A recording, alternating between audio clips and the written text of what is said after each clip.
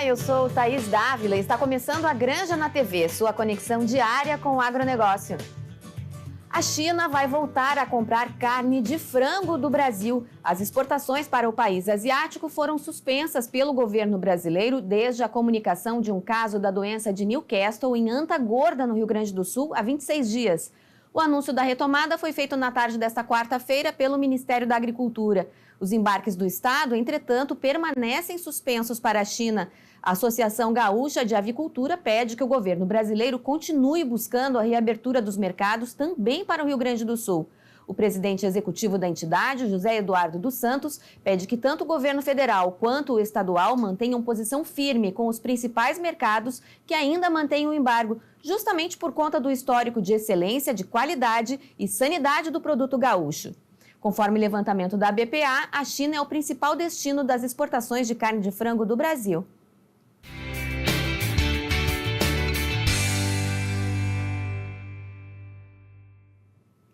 A cidade de Uruguaiana vai contar com uma usina termoelétrica de casca de arroz. O empreendimento terá capacidade de gerar 5 megawatts por regime de operação contínua e consumirá 57 mil toneladas por ano de resíduos do beneficiamento do arroz. Vamos saber mais sobre o empreendimento da empresa Nova Engevix com o gestor do projeto, Luiz Antônio Leão, que é diretor-presidente da Enerbio Energia. Tudo bem, Leão? Tudo bem. Vamos falar sobre esse importante projeto para a região de Uruguaiana. Queria começar falando sobre datas. Quando é que começa a obra e o funcionamento da usina? Temos agora, no mês de agosto, praticamente já o início das obras lá no local, na área destinada para a usina em Uruguaiana, já com preparação de todo o terreno, e com a liberação do financiamento, que a Nova Engevix fez junto à instituição Galápagos. O prazo para nós é 18 meses de construção, porque os equipamentos já foram adquiridos, então nós contamos com essa data. A partir de agora, contando final de agosto, início de setembro, mais 18 meses, a usina deve estar operando lá em Uruguaiana. E o que representa, em termos de geração de energia, esse volume previsto no projeto? Essa usina, como falaste, tem 5 megawatts de potência instalada. Ela vai gerar, no ano, 37 mil megawatts-hora. Isso é uma equivalente assim, para nós atendermos uma cidade aí na faixa de 30 a 40 mil habitantes, consumindo só a parte de consumo residencial. É bastante energia, porque a usina termoelétrica, essa casca de arroz, ela gera 24 horas por dia, tem um fator de capacidade que a gente chama assim, ela está sempre gerando, tendo combustível, Não é como as outras fontes que são intermitentes ou hidrelétricas, assim, que geram só quando solar, quando tem sol, eólica, quando tem vento, e as hidrelétricas também uma média, fator de capacidade menor. Então, ela gera uma quantidade bem expressiva de energia, mesmo tendo uma potência aparentemente mais baixa. Tem toda uma questão de sustentabilidade envolvida, já que usa um resíduo da produção industrial, Leão? Acho que é o maior, vamos dizer assim, mote o ganho de um projeto desta natureza, Thaís? Porque a casca de arroz, por exemplo, o município de Uruguaiana é a região que mais produz arroz no estado, e o nosso estado produz 70% de todo o arroz consumido no Brasil.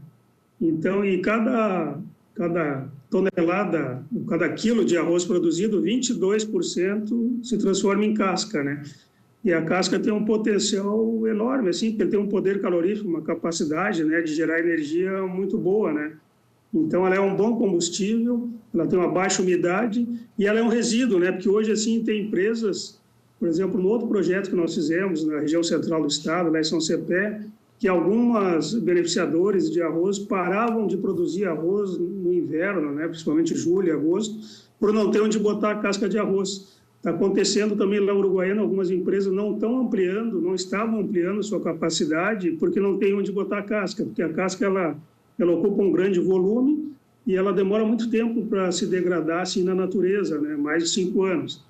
E ela sendo um excelente combustível, então é uma solução perfeita assim, para utilização, para gerar energia e dar um destino correto, ecológico, final para a casca. Então, sem dúvida nenhuma, no aspecto de sustentabilidade, tu está resolvendo vários problemas, Tu está eliminando assim, um resíduo, né, dessa condição, gerando energia, gerando emprego e renda para a cidade e permitindo ampliação. Por exemplo, tem uma empresa lá que vai fornecer casca para nós, a São João Alimentos, que ela vai duplicar sua capacidade de produção de arroz, porque ela vai ter um destino correto final para a casca de arroz, né? Então, realmente, sobre o aspecto de sustentabilidade, é um projeto muito importante.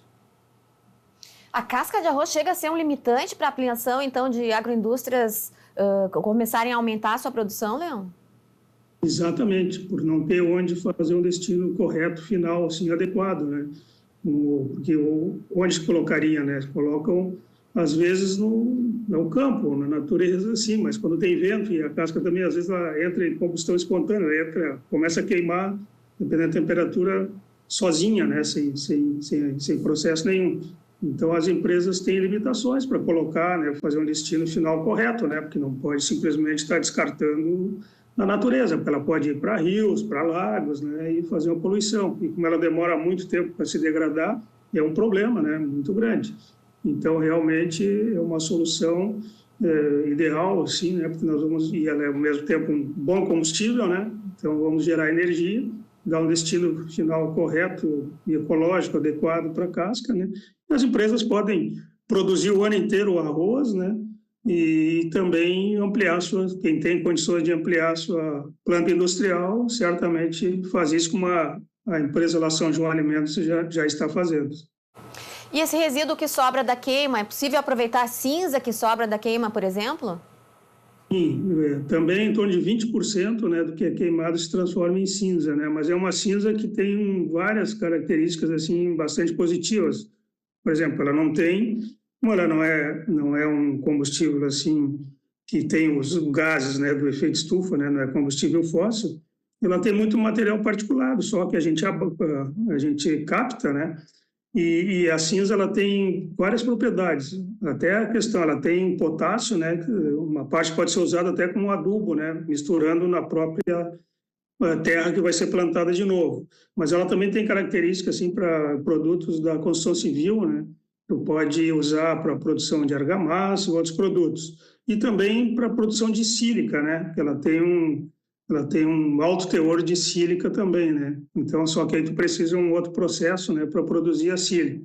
Então, o subproduto, né, da cinza, da casca de arroz, também ambientalmente, ele tem boas características e boas possibilidades. Lá na usina de São Cepé, nós estamos fazendo um projeto até produzir tipo um plástico, né, formando assim, usando até um pouco de cinza, um pouco de casca, para produzir caixas plásticas, né, que as indústrias usam muito, né, o próprio pallets, assim. Então, tem vários usos, né, Thaís, que realmente esse subproduto que é a cinza pode ser utilizado. Aproveitamento completo, então, do arroz, desde a alimentação até a construção civil. Exatamente, porque o arroz é tradicional, né, para todo brasileiro e nós gaúchos aqui, né, é um excelente alimento, né, e cada vez mais nós temos essa condição de produzir 70% de toda a produção brasileira, então temos que aproveitar, né, e realmente isso ajuda todos os produtores, os beneficiadores, né, e também ajudamos a natureza, né, porque se não tiver um uso final assim, acaba ou prejudicando a própria produção, né. Então, realmente é um projeto completo. Outra questão também importante dizer sobre a área de sustentabilidade, né, Thaís, que, por exemplo, nós não perdemos nada de água, assim, é um ciclo fechado, né? Nós temos uma lagoa lá, porque todos os efluentes que saem da usina não vai nada, não vai uma gota, né, para a natureza, nem para um rio, para nada, porque normalmente algumas usinas termoelétricas têm, né, fazer algum descarte. É um ciclo fechado lá, a gente só perde água que evapora na torre de resfriamento. Então, é outro princípio muito legal desses projetos que já temos aí operando há mais de 5 anos, e todos os projetos que a FEPAM sempre aprova até com bastante agilidade, esse projeto de biomassa, assim, porque realmente a gente está contribuindo também, né, para um meio ambiente melhor e mais sustentável. Agora, Leão, você falou que a queima da casca do arroz não gera gases de efeito estufa, mas a palavra queima sempre assusta um pouco. Nesse caso, então, não tem problema? Exatamente, porque a característica do combustível, né, porque a queima ela é problemática quando a gente queima um combustível de origem fóssil, né, por exemplo, que tem nos seus elementos lá enxofre, nitrogênio, carbono, né, que esses que se transformam em gases, né, a gente comenta do efeito estufa, né, que está dando essa questão da mudança climática. Então, no combustível da casca de arroz não existe isso, né, não tem. Então, é uma queima diferente, né? E que tem essa característica de produzir um subproduto com boas propriedades, né, para ser utilizado ainda, né, no ciclo todo, né? Então acaba voltando, né? É plantado o arroz, produzido o arroz descascado, se queima a casca, produz a cinza e pode até se voltar para a própria terra, né, para usar como adubo para outras plantações futuras, né?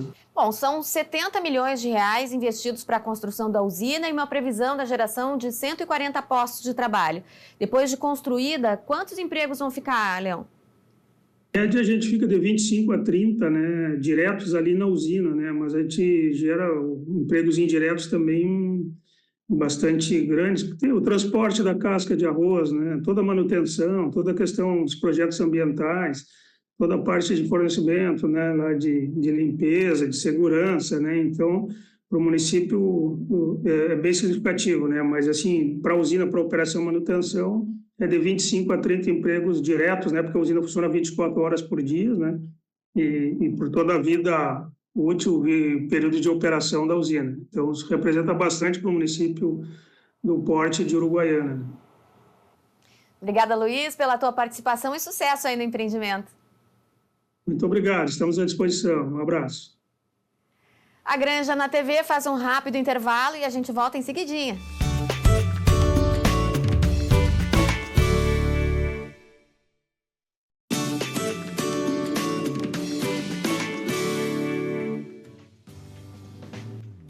Voltamos com o programa A Granja na TV. A Assembleia Legislativa aprovou nesta semana o projeto de lei que institui a política estadual de incentivo à agricultura regenerativa, biológica e sustentável. O projeto trata especialmente sobre o uso de bioinsumos e é pioneiro no país. O autor do projeto, o deputado Adão Preto, explica a importância deste tema, que vai desde a sustentabilidade até a segurança alimentar. Com a aprovação desse importante projeto, nós queremos oferecer à agricultura gaúcha uma alternativa viável, economicamente, sustentável, primando pela redução do químico, do agrotóxico, transferindo para o biológico. Nós queremos também dar autonomia aos agricultores, com que o agricultor possa, na sua propriedade, ou através de cooperativa ou de associação de agricultores, terem a sua própria biofábrica. Isso é possível. Nós já temos algumas experiências aqui no estado do Rio Grande do Sul, mas nós queremos com isso também dar segurança jurídica e possa fomentar esta política, uma agricultura regenerativa, sustentável e biológica, cuidando da saúde do agricultor e do consumidor, cuidando do nosso meio ambiente, preservando o nosso solo e as nossas águas e também dando mais renda ao homem e à mulher do campo para se manterem com dignidade.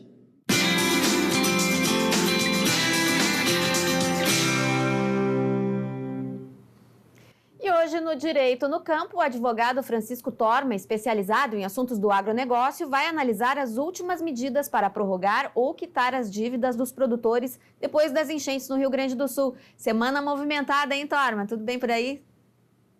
Oi, Thaís, que bom estar conversando de novo contigo aqui na TV Ubra para a gente falar mais um pouco sobre essa questão do endividamento rural do produtor gaúcho nesse cenário pós-enchente. E olha, muita coisa aconteceu essa semana, então agora é hora de respirar, se acalmar, que nós vamos tentar entender todos os movimentos que aconteceram nesta semana e foram movimentos muito importantes. E nós começamos a semana com a publicação do decreto 12.138, que regulamentou a medida provisória 1.247. Falamos sobre a medida provisória no programa passado. Ela é aquela medida que vem para criar essas ferramentas de possibilidades de prorrogação ou quitação com desconto para os produtores que foram atingidos pelas enchentes aqui no Rio Grande do Sul. Comentamos na outra semana que, na verdade, essa medida provisória pouco resolveu, porque ela não trouxe aquelas informações mais importantes que o produtor rural precisava, e essas informações vieram agora com esse decreto 12.138 e evidentemente que eu tenho uma cola aqui porque é muita informação, mas nós precisamos comentar um pouco sobre como ficaram esses critérios para prorrogação e para quitação com desconto destas operações dos produtores rurais gaúchos. E eu começo dizendo que para produtor rural, falando agora em operações de custeio, produtor rural que teve uma perda igual ou superior a 30% até o limite de 60%, depois eu explico por quê, mas então igual ou superior a 30% até 60%, se ele fizer a sua declaração pessoal informando que teve esta perda no percentual que ele vai colocar ali, e desde que isso seja validado pelo Comitê Municipal de Desenvolvimento Rural Sustentável, ele vai ter desconto de 30% para a liquidação e 24% para a prorrogação. O limite do valor que ele vai ter de desconto para a liquidação é R$20 mil e o limite para a prorrogação é R$16 mil. Agora, se além da declaração pessoal ele tiver um laudo técnico, esse desconto é maior, ele vai chegar a 50% para a liquidação e 40% para a prorrogação, com limite de R$25 mil na liquidação e R$20 mil na prorrogação. Agora vamos falar sobre contratos de investimento. Se ele tiver a perda igual ou superior a 30%, até 60%, só com a declaração pessoal de perdas, desconto de 30% para liquidação, limitado a R$5 mil por mutuário e 24% para prorrogação, limitado também a R$4 mil por mutuário. Se além disso ele apresenta o laudo técnico, ele tem um desconto de 50% para liquidação e R$15 mil é o limite que o mutuário vai ter de desconto máximo. Na prorrogação, 40% de desconto limitado a R$12 mil. Agora, se esse prejuízo experimentado pelo produtor supera 60%, aí a conversa é um pouco diferente. Quem vai atestar esse prejuízo, esta perda acima de 60%, é a Comissão Especial de Análise de Operações de Crédito Rural do Estado do Rio Grande do Sul, órgão que ainda não existe, que é para burocratizar um pouco mais o cenário. Ele vai ter um desconto de até R$120 mil por operação de custeio e industrialização e também R$120 mil nas operações de investimento, independentemente se ele decidir prorrogar ou se ele decidir fazer a quitação com desconto. Então, este é o cenário que o decreto está criando aqui para o estado do Rio Grande do Sul, e o problema todo que nós vemos, estamos comentando com produtores, é que as limitações que a medida provisória 1247 trouxe, elas permanecem, ou seja, aquele produtor que tem Proagro, que tem seguro rural contratado, ele não se enquadra nos benefícios desses descontos. Então, isto é um grande problema, porque todo produtor pequeno aí tem o Proagro contratado e automaticamente ele já está excluído desse benefício do governo federal. Outro problema é que esses limites dos descontos são muito pequenos. Nós estamos falando aí de contratos de custeio e investimentos que têm cifras consideráveis, e nós falar aqui, por exemplo, num limite de R$20 mil, R$16 mil, de R$4 mil, é um limite muito pequeno, está fora da realidade dos contratos agrários. Então esses são problemas que nós precisamos resolver urgentemente junto ao poder político lá em Brasília. Outra notícia importante que aconteceu é que o Conselho Monetário Nacional publicou recentemente, esta semana, a prorrogação das operações de crédito rural dos produtores rurais aqui do Rio Grande do Sul que estejam em municípios em que foi decretada calamidade ou emergência. Até então nós tínhamos previsto o prazo de 15 de agosto para o vencimento dessas operações e agora um novo fôlego para o produtor. Esse prazo vai para 16 de setembro, justamente para viabilizar essas contratações, essas operações que foram criadas por esse decreto que nós acabamos de ver, que acabamos de analisar aqui com vocês. Muitas informações, o movimento segue, a mobilização dos produtores segue e certamente até a semana que vem nós teremos outras novidades para comentar por aqui e eu te espero na semana que vem. Nós também te esperamos. Até a semana que vem, Torma. E a Granja vai direto agora para a Alemanha com o Mundo Agro.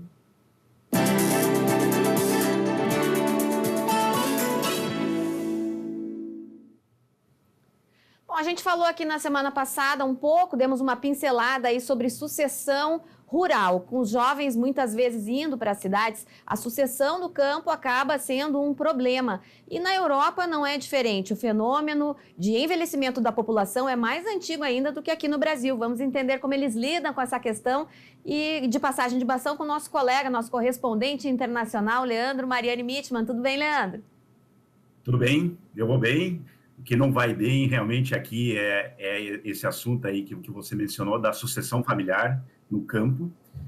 Esse é um problema bastante comum aí no Brasil também, na agricultura familiar aí do Rio Grande do Sul, Paraná, Santa Catarina, mas aqui é um problema talvez assim mais crítico ainda, porque a população europeia de uma maneira geral ela já é envelhecida, já tem uma pressão previdenciária muito forte aí, é um assunto bem complexo aí, que dá para também explanar sobre isso, mas hoje eu vou me deter bem ao campo, né? O problema da sucessão familiar, eles não estão conseguindo fazerem sucessores. Eu vou dar 2, 3 números aqui rápidos, poderia dar mais, né? Para se ter uma ideia aí, produtores acima de 25 anos já representam 63% das propriedades agrícolas, produtores gestores, né? Quem administra a propriedade, né? Já é 63%, isso significa aí 2/3, né? Acima de 45% é 53%, então metade dos produtores que fazem parte da União Europeia e dos 28 países já tem acima de 45 anos. E um outro número, assim, assustador, acima de 65 anos de idade já são 20%. Ou seja, 1 em cada 5 agricultores da União Europeia já tem acima de 65 anos. Já são robôs, né? Já estão em idade de aposentadoria, aposentados e tal. É um número assustador, assim. A União Europeia ela está se mobilizando quanto a isso. Pesquisei sobre esse assunto bastante, aprofundei. Eles já têm planos, eles já têm incentivos financeiros, inclusive, junto às agriculturas que integram a União Europeia, para se ter uma ideia dos 10 objetivos da PAC 2023 a 27, a PAC é a Política Agrícola Comum da União Europeia, que foi lançada agora em 23, de 23 a 27. Um deles é a renovação geracional. Eles querem dar aí vamos criar aí 380 novos jovens agricultores, porque eles têm toda essa preocupação com essa falta de sucessão no campo, né? É uma situação bastante complicada e entre esses apoios até, digamos assim, dinheiro, valores que são dados conforme quantos hectares o agricultor passa a cultivar, né? Tem uma série de incentivos, desde a criação de startups, eu estava fazendo levantamento, pagamento anual por hectare para jovens iniciantes, se estabelecer situações de cooperação. É uma situação bastante crítica. Lembrando até que esse número que eu acabei de colocar, que eu acabei de listar aqui, é 2020, portanto já tem 4 para 5 anos, né? 1 em cada 5 agricultores da Europa já tem mais de 65 anos. Ou seja, Thaís, daqui, quando a gente vier falar sobre esse mesmo assunto daqui 10 anos, daqui 20 anos aqui, certamente a gente vai ter uma interpretação até mais drástica do que a gente está tendo hoje. Porque, segundo uma análise minha aqui rápida, eu acho que isso não vai mudar tão cedo. Os jovens europeus, eles preferem trabalhos em que tenha uma rotina pré-estabelecida, a questão de expediente. Eles não estão gostando de áreas que tem que trabalhar no final de semana, que impõem, às vezes, uma jornada mais longa, trabalhar à noite. É uma situação bastante complicada para os europeus. Lembrando, como mencionei no meu comentário passado, a União Europeia estabeleceu lá em 62 essa